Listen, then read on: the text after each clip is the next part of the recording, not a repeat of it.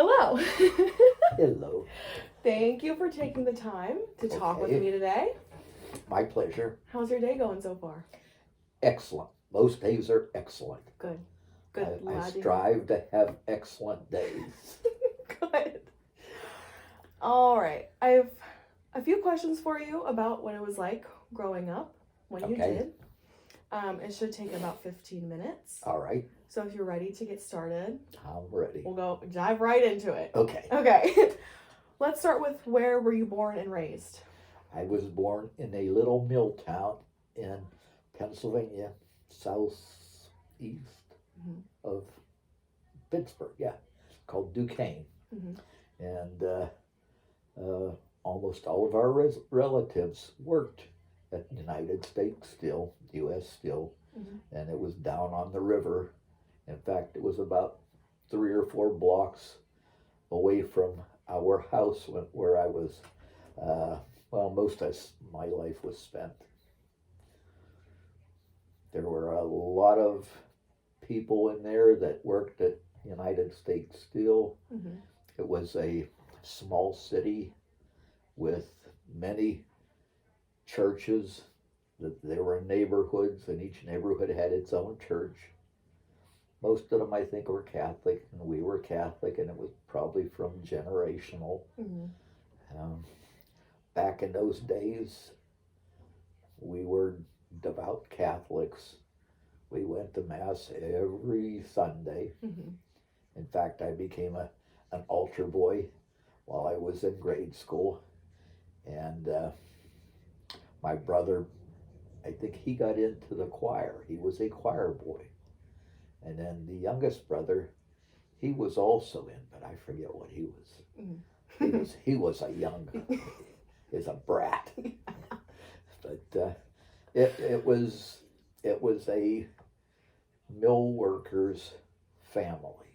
Mhm. We were very dependent on the mill. While I was growing up, through, I'm going to say, at least junior high, Mhm.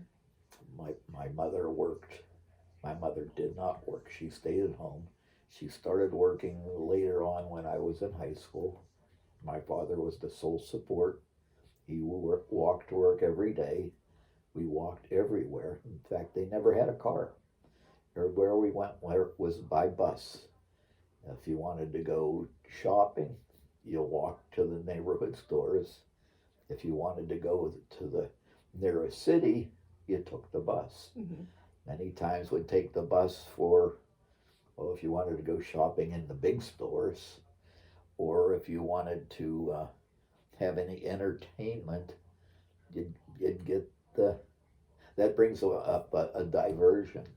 Part of the entertainment when I was in high school, back in those days, you can get a pass on the weekend where you paid one price and you could ride all day anywhere that the buses went. Mhm.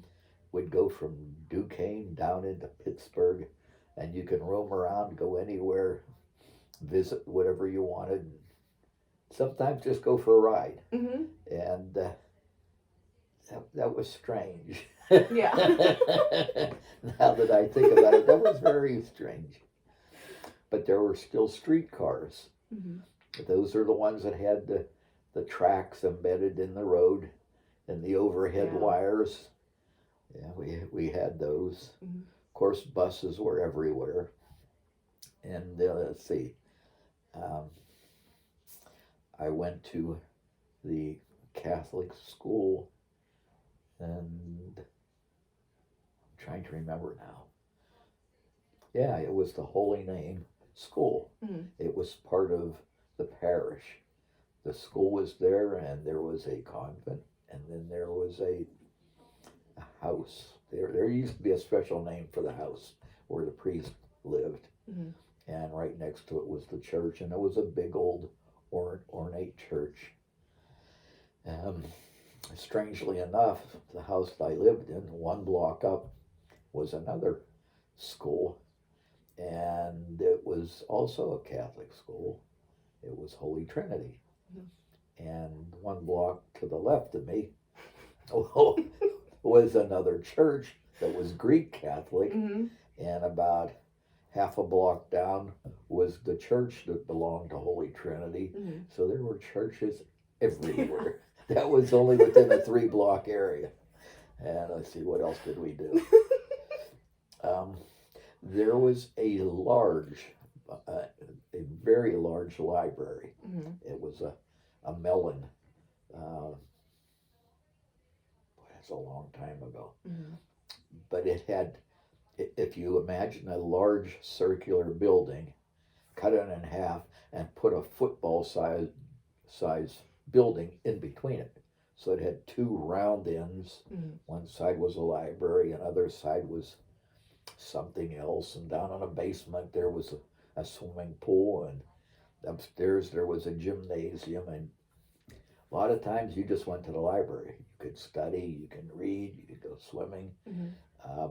You could get a season pass for the swimming pool, and that would allow you to also use the gym. And I sometimes pretend that I was going to go up and get muscular. Yeah. That didn't work at all. I was okay. gonna swim. That didn't work very good either. Now,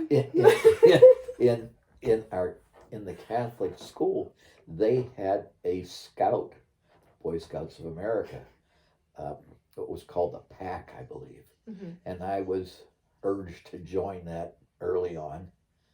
I can't remember what grade I started there, Mm-hmm. but it was not a very well run one. I don't know how many kids were in that. Of course, it was all boys back then, Mm-hmm. but it didn't hold my interest, and I never progressed. There was never enough activity or direction. Mm-hmm. You know, so I'm like, okay, knots, make knots. Yeah. Okay, now what? So like you weren't challenged enough. Oh, there was no challenge. I think once or twice we went on an annual camping trip. Mm-hmm. That was nice, since we didn't have a car or any way of going on camping trips. Yeah. I liked that part of it. Mm-hmm. I think I stayed in that all the way through. I'm going to say it was through elementary school, and I think when you went to the high school, there was a junior high school for 9th grade, and then there was the high school. Mm-hmm. Somewhere in there, it became the Explorer Scouts. Mm-hmm. It was for the more grown-up students. That didn't work either. So anyhow, what else did we do when I was growing up? Whenever we wanted to go somewhere, they had an annual fair, Mm-hmm. almost like a county fair. Mm-hmm. In fact, I think it was a fair, a county fair in Allegheny County. Mm-hmm.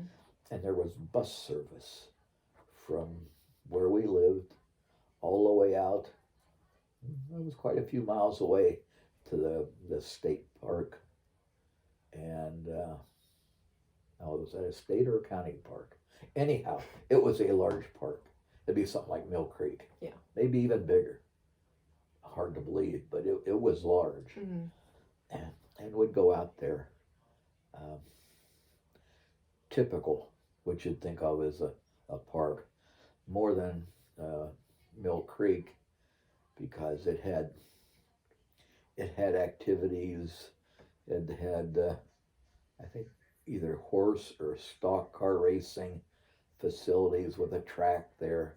It had, of course, baseball and all that kind of thing. Mm-hmm. Quite a lot of people would just go out and have picnics there. Mm-hmm. It had 2 swimming pools, a large one and then a small one, like a wading pool, I believe. And there were a few monuments at it. That was a good place to spend some time, but we had no access.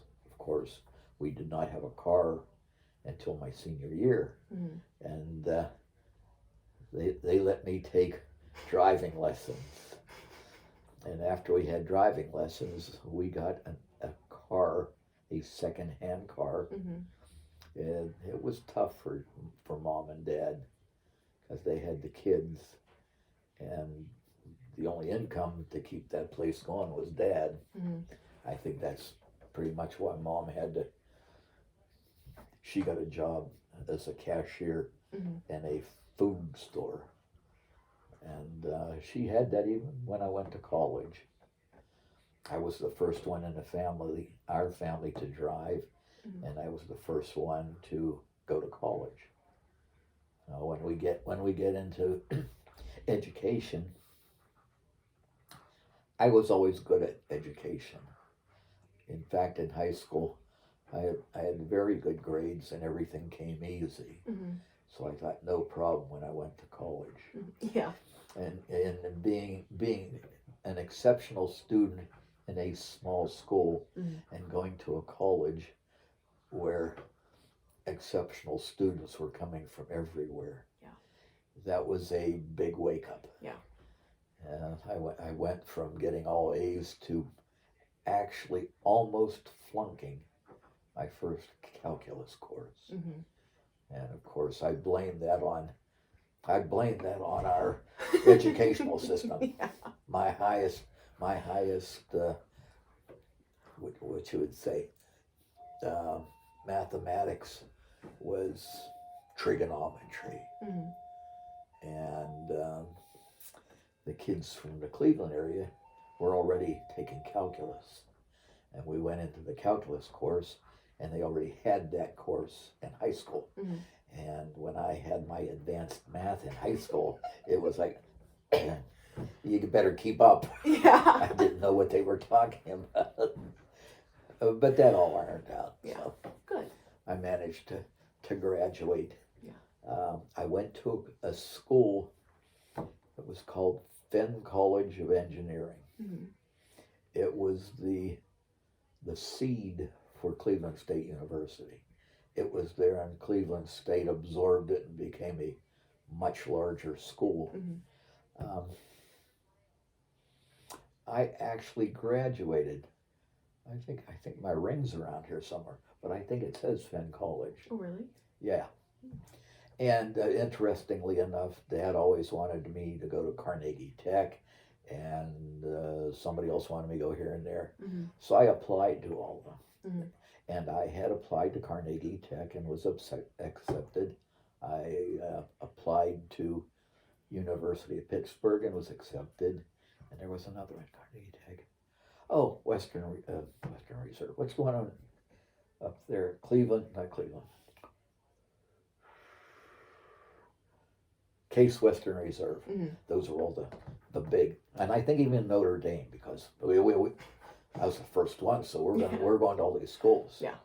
And we were so happy because I got all these acceptance letters, Mm-hmm. and then they saw what tuition was. Mm-hmm. And since I wasn't a spectacular student anymore, I couldn't get much financial aid. Mm-hmm. So I almost didn't go to school. That's when we found Fenn College, because it was one of those that had what was called co-op education. Co-op meant that when you first started, you took your first 2 semesters and then you found a job. Mm-hmm. And you worked for a while, and they wanted you to do like intern work somewhere to start learning what you were actually studying for. Mm-hmm.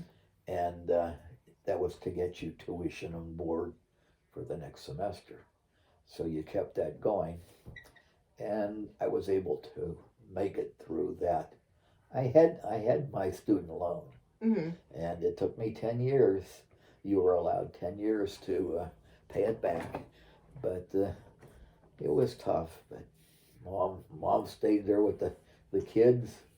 That was what that was Craig and Kelly. See, this is back here. I'm fighting through the webs, Yeah. but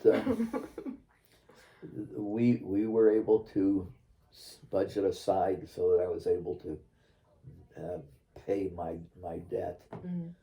And after I graduated, it was good because I was, I shouldn't say it the way it's coming out, but at the time I was going to my senior years of college, the Vietnam War was coming out. And everybody that was going to school, they kept saying, well, you're in engineering, you don't have to worry, but everybody else had to worry about getting drafted. Because if you were an engineer, you got a deferment.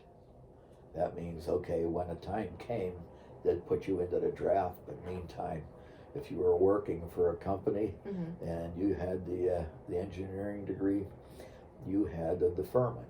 Now, they say, okay, you just did that to avoid the draft. Yeah. I think, no, I started engineering before the Vietnam came out. Yeah. But as it turned out, my brothers, my brothers Gary and Dave, they went into let's see, Gary was in Pitt for a while, and he decided he didn't like that, so he actually enlisted.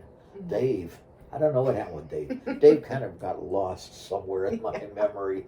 He was I shouldn't say was, he still is a special case. He's the one you should be interviewing. Okay, but that gets us through.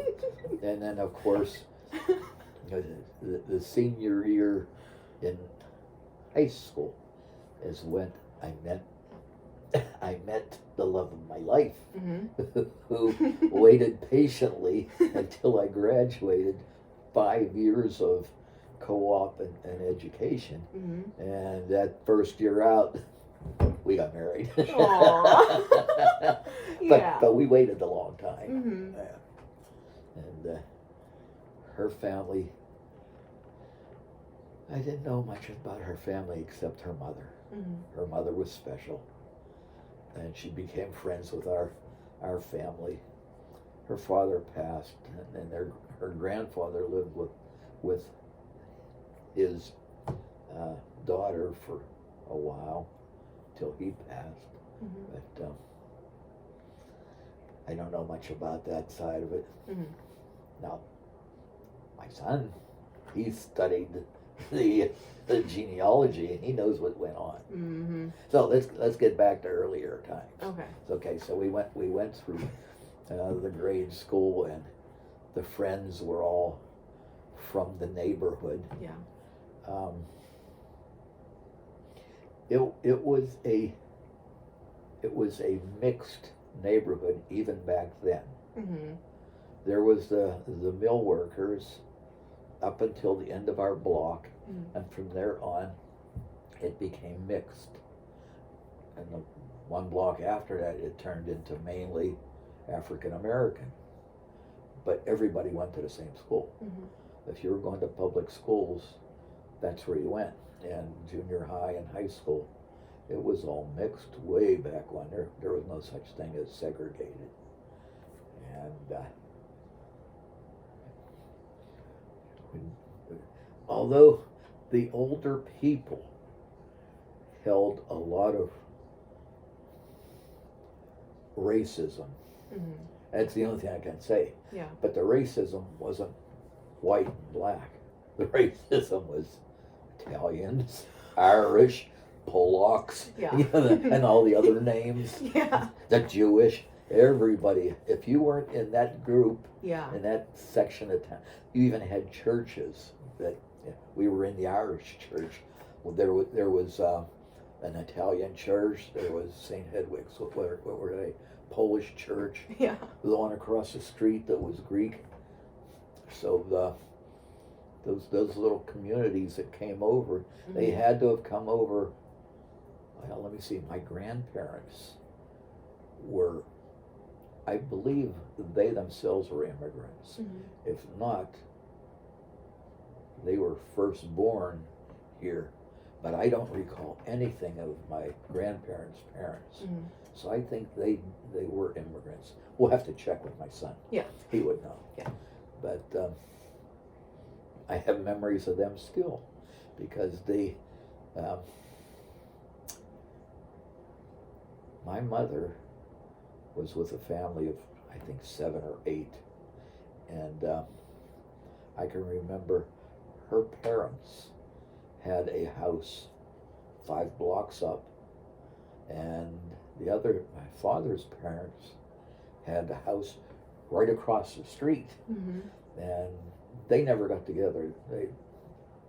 Not for want of anything, except they never associated. Mm. So we'd go to visit my mother's parents first. Mm-hmm. If there was time, we'd go across the street and visit the father's parents. Mm-hmm. But my grandfather on my mother's side would sit out on their porch, and I could still see him there. And he smoked a pipe and refused to speak English.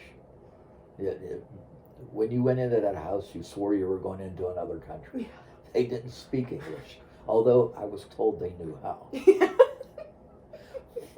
But they didn't have TV. So when we went to visit, the only thing you went to visit for was grandma's chicken soup, Yeah. stuffed cabbages, and food. Our playtime was, if you didn't play out in the yard or in the street or in the alley, she had a whole basket of clothespins. So we used to make clothespins, neighborhoods and streets, Mm-hmm. and take a model car and boy, that's an old time. Now, memory I still have on the other family, and both of these were fairly large homes. They were all 2 stories. There were no ranches in town. But my father's side, they had a large home on the corner, and their second floor, they were all wooden floors. And around Christmas time, they had their trains. Mm-hmm. And they went around the Christmas tree, and they were large trains. They weren't your regular Lionels, Mm-hmm. and they rumbled in that room. So later, many years later, my middle brother found those large trains, and we both started. And unfortunately, we ended up acquiring a large number that are now on the wall in my den. Yeah. But I always loved the trains, and they were, of course, the old style. And the old style trains still went up and down the tracks 2 blocks down from us. And the big deals then, let's see, how much time we got left? As long as you want. Well, the big deals are when we'd go to Pittsburgh. And of course, that would always be by bus. And my dad was not a big city person. Mom always said he's got to stay next to me when we go into like Gimbel's Mm-hmm. or Kaufman's. Mm-hmm. And there was one store that was on the corner downtown, but Pittsburgh's laid out on a triangle, Mm-hmm. not on a square. Right. So if we went in this door, you got to watch Dad, because if he came out and he went out this door, he was automatically lost. Yeah. There's nothing familiar. But then in Christmas, all those stores would light up. And Yeah. would go down to see Christmas. That gets back to the house. When we lived back in the old days, the doors were always open. Windows were open. Nobody locked the doors. Neighbors came, neighbors went. Everybody kind of knew each other. I'd walk from 2nd Street where we lived up to 5th Street where my closest cousin lived. Sometimes he and I would play and until we grew up. And although we were close, we were never close in high school. I gathered up a select group of friends there who were all older than me. Mm-hmm. And they took me in other directions. Their hobbies and favorite things to do differed widely from what I was used to.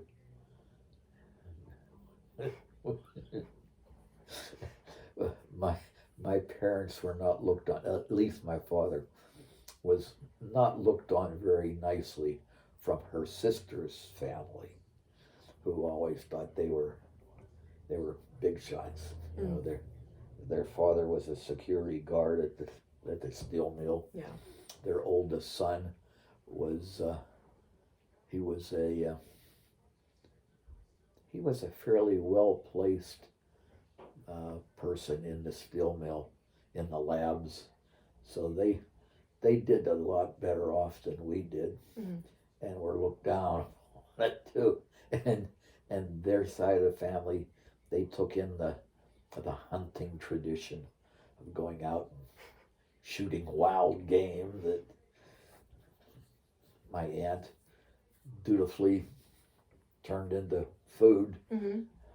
I can still remember seeing the carcasses hanging on a clothesline from one column to another on the porch, and skinned, and they had the rabbit tails and the squirrel tails, and yeah. Now we say, poor little Thumper. Yeah.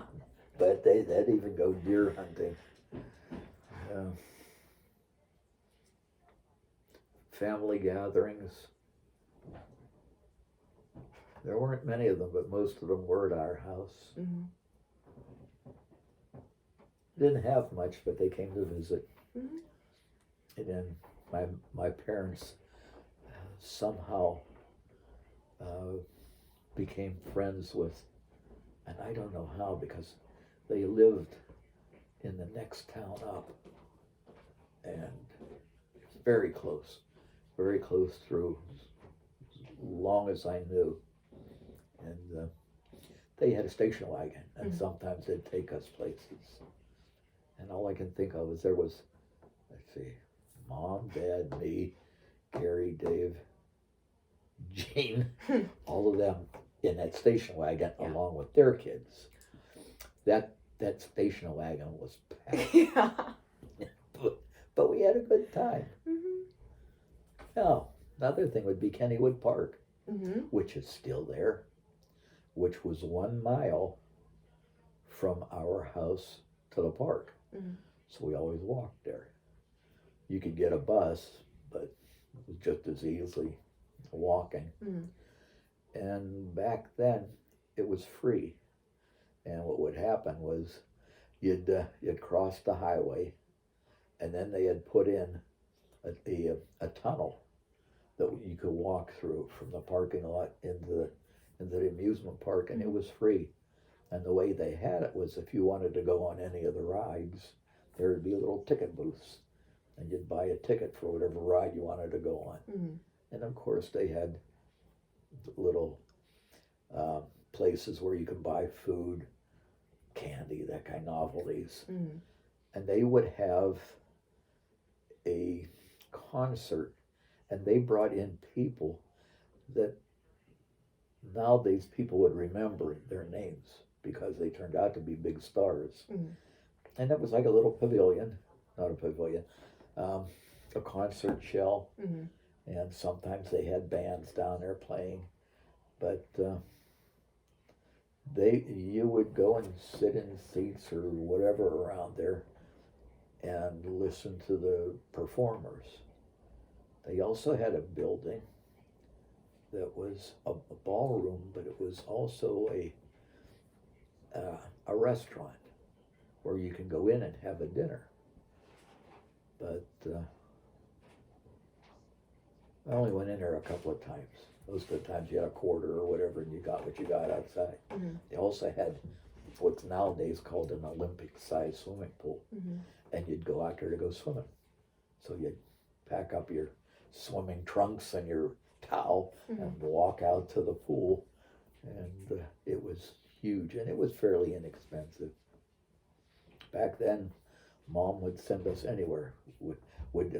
She'd count out the money. She knew how much everything cost, and I'd have a handful of how much money, and I'd go down to the grocery store, and they know who I was.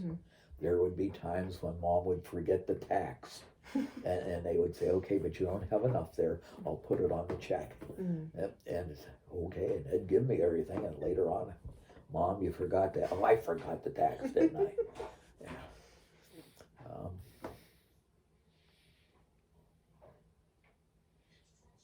Trying to remember what we would do. We had some relatives that were up on the hill that were in fancy places.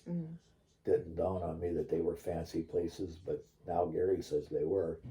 And one of the relatives had a personal airplane up there that I do not remember, but he said, yeah, it was one of these little airplanes, and he was a pilot.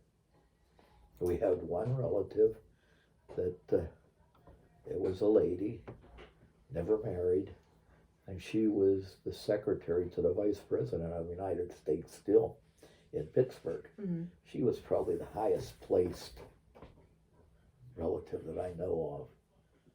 But she would send us, every one of us, a card for whatever the occasion was. I think she put $1 bill in it. And it was like, whatever it was, there was our aunt sending us some money. Yeah.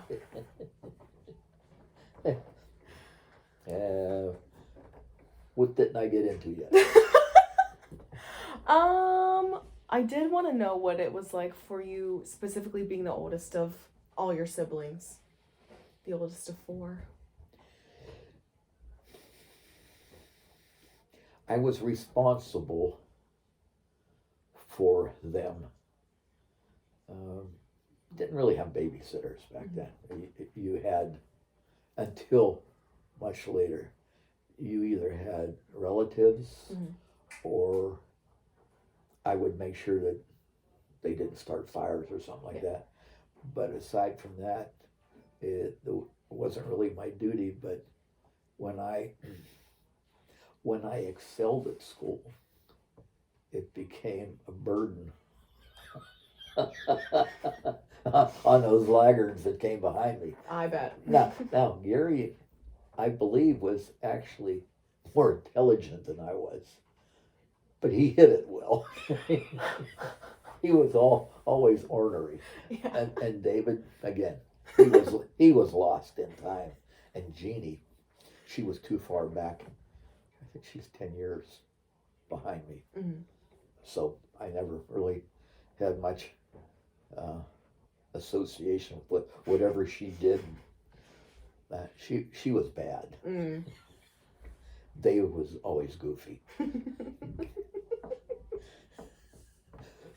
That was the shirt we had at a reunion. Yeah. I'm the oldest. I make the rules. Yeah. Gary is. I'm the second oldest. The rules were meant for me. Dave had something like, what rules? Yeah. Yeah. Those, I have a picture of that. Those were appropriate. That was my dear wife that got those. But what was I like? I quickly, very quickly, kind of dissociated with the family. Once I got to high school and became friends with the upper class guys, I never really had anything to do with the younger group, as long as they were okay doing whatever they were doing. Yeah. And then college, I was gone. Mhm. The first day I went to college was the last day I actually lived at home. Because I lived up there at the university in the dorms and in an apartment. So it was kind of lonely. But those two, the ornery one and the miscreant, Yeah. those two got in trouble all the time. Mm-hmm. Whether it was self-generated or because of the two of them. Mm-hmm. And then Jean went her own way. It still is. Yeah. What other questions? Let's move to something else. All right. They wrecked my car, by the way. How did they wreck your car? Well, Mom had a 61 Chevy. It was, I think, a Bel Air, red and white, pretty car, 4-door. Yeah. Okay, well, when we got married, Mm-hmm. we got my car, the Camaro. Yeah. And her car went to David. Okay. Somehow he forgot to put antifreeze in it once, and he froze the block and cracked the engine. Oh. The other one, the one new car that Dad bought, and it had to be 1964, was right before I was graduating. It was a Chevy Impala, and it had a 409. And when I went to school, those two miscreants started going nuts with that car, and were racing it and doing all sorts of things, and they blew that one up. So I place it firmly on them. Oh boy. This won't be published, will it? 'Cause No. I'll get some payback. No. Oh boy. What kind of stuff did you guys do for holidays? Anything? Did you celebrate anything other than Christmas, really, or? There were the family holidays. Yeah. Christmas, Easter, 4th of July. That, like the 4th of July would be either out at South Park or Kennywood. We didn't stay home much on the 4th of July, as I can remember. And Kennywood used to have picnic days, depending on the association. Like U.S. Steel would have the park on a special day, and you'd go there. And the different groups would have special days where they'd get privileges and whatever. But normal holidays, no. And the only thing we ever did was going up to grandma's. Mom and Dad, I don't think they ever visited her sister. That's the one, Uncle Doug. His name was Walter, and how he got the name Doug, which I thought was Douglas, I don't know. But anyhow, our families didn't associate. And mainly I think it was because there was something between my father and Uncle Doug. They just seemed to have an enmity between them. I never heard bad talk from my father against them, but when I was up there, I always heard Uncle Doug demeaning my father. So he had, I don't know what the reason was, but that was about it, because people were spread out and we didn't have transportation. So we weren't going to get in a bus and go try to find out where somebody else was. And we didn't have anything in the yard because we didn't have much of a yard. And somewhere along that time, they put a pool in the yard, which was the same size as the yard. Yeah. And that took out anything that was going on in the yard. We had at least one dog, and that was my dog, and it got ran over right in front of the house one day. And unfortunately, I saw what happened to it. That just completely turned me against having animals, because it was always either cooped up or in the yard. And it got out of the yard and ran across the street, and the car was coming. And from then on, I thought, dogs aren't meant to be cooped up. Yeah. They should be free to roam.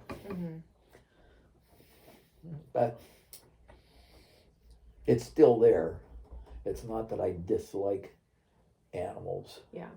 I just have this feeling. It's like, we used to have parakeets. Remember parakeets? You had them? Yeah. And the goldfish. Yeah. And that was just sad. Yeah. You see the parakeet up there on the swing, and you couldn't even fly anywhere. Right. It just, and the fish, okay, it's like being stuck in your swimming pool. Yeah. That's no way for anything to live.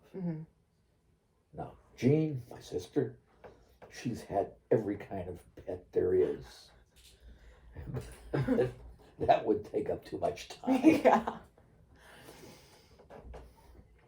Next. I think I'm all wrapped up. I think You that's all. can't be. You can't be. Is there anything else you wanted to get into?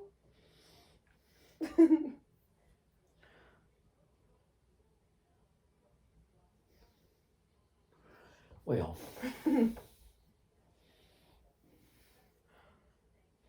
I'm sure there are other things, but my dad was not a drinker. No. Nope. And Gary will tell the story of when we were having a graduation or some other family event that was going to be held outside of the house. Mm-hmm. So it had to be like a communion or something. Mm-hmm. He had asked Uncle Doug what kind of beer he should get. And Uncle Doug gave him the name of the cheapest rot gut beer. Dad didn't realize he was being sarcastic and stalked the party with that. Mm-hmm. And Uncle Doug had to drink it. Oh boy. But I can assure you he did not enjoy it or have much of it. And probably made more comments later on, but Dad didn't care. Mm-hmm. He had some there. If you wanted it, fine. If you didn't, fine. Mm-hmm. He probably left it there for whoever wanted it when we closed down. Right? We can remember the being part of the steel company when they had strikes. When they had strikes, it was big strikes, Mm-hmm. and it affected the whole area, not just our city, but the whole area. And there were times when we would get government surplus food for the families, and it would get blocks of cheese and powdered milk and what was I even forget what they call it. It was like a margarine, Mm-hmm. only it was white, very unappetizing. But you got this little egg, and what it was a sort of a coloring, Mm-hmm. and you'd put it in there and you stir it all up, and it looked like butter. It tastes like butter, Yeah. but it looked like butter. And yeah, you'd make powdered milk. You'd get potatoes. I think the potatoes were. I don't think they were real potatoes. They were like powdered potatoes, or that kind. And it was rough times then, Mm-hmm. but they got through it. And my father was a clerical worker. Wasn't an accountant, but he did all sorts of record keeping, and that's where I got that nutty thing about keeping records of everything Yeah. in spreadsheets. Mm-hmm. That was my dad. Mm-hmm. And he was not a good sports fan. During that time, the Pittsburgh sports scene was pretty bad. Mm-hmm. And he'd get to watch them, and then he'd start making nasty comments about the players and the team. And there were Thanksgivings where Mom yelled at him and told him, "Frank, go upstairs, go to bed." And he did. Mm-hmm. He went upstairs because he just, and we're all listening to him. Yeah. One other good one. We had a living room similar to this. It was facing the street, Mm-hmm. and then there was the hallway coming in, and there was a doorway there. The couch was in front of that doorway, Mm-hmm. and then there was a big doorway, sort of the arched doorway that went into the dining room. Mm-hmm. And there was a couch here, and I think there was a couch or chairs here and one here, and one. It had to have been something going on with the family, because there were a lot of people there, Mm-hmm. and all the children were in there watching TV, because the adults were sitting around the dining room table, and I was a Stephen King fan. I was working, and while everybody's sitting in there, I'm saying, "What are they watching?" And they were watching Salem's Lot. Mm-hmm. Salem's Lot was a good one, and there was vampires in that one. So they're all sitting around. As I walked by the big door, I saw the scene developing, Mm-hmm. in which they're looking, and all of a sudden, the vampire pops up full face on the screen, And I said, don't let them watch this. Don't let them watch this. Why? Why? And they turned around just in time to see that head pop up. And every one of them screamed and jumped up. I thought, well, we're going to have nightmares all night on this group. There's some of those things that you remember. Anyhow, that's enough for now, I guess. Okay. We can have part 2 Yeah. sometime later. Yeah, we should have part 2. Yeah, the later one. Yeah. From then till now. Right. Okay. Well, And how my grandchildren are doing, yeah. carrying on the tradition. Mm-hmm. One thing we always had was love. Yeah. In our family, everything was family, friends, and we didn't hate anybody in the family. Mm-hmm. Might have difficulties with a couple of them, Mm-hmm. but nah, nothing. We didn't really have fights either. Yeah. Sometimes you see families that fight. No fights. Mm-hmm. If you had an argument, get it done with. Like they say, get it done with before you go to bed. Yeah. Before you parted, smooth it out. Mm-hmm. Lots of hugs in our family. Yeah. Definitely. Okay. Okay. Well, thanks for sitting down with me. We'll have part 2 sometime. We'll have Yeah. part 2 sometime soon. All right.